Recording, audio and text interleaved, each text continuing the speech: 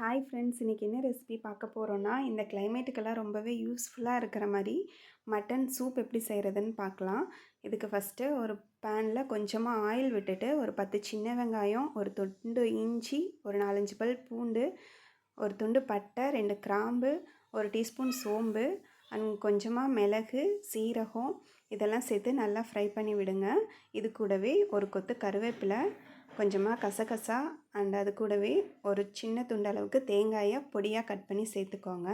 இதெல்லாம் நல்லா ஃப்ரை ஆகி வரட்டும். ஓரளவுக்கு கோல்டன் ப்ரௌன் கலர் வந்ததுக்கப்புறமா ஒரு டீஸ்பூன் மிளகாத்தூள், ஒரு 1.5 டீஸ்பூன் அளவுக்கு மல்லித்தூள் சேர்த்துட்டு நல்லா ஆற வச்சிடுங்க. இப்போ இதை ஆறினதை மிக்ஸி ஜாரில் சேர்த்துக்கிட்டு ஒரு 1/2 டீஸ்பூன் மஞ்சத்தூள் சேர்த்து நல்லா ஃபைன் பேஸ்ட்டாக அரைச்சி எடுத்துக்கோங்க.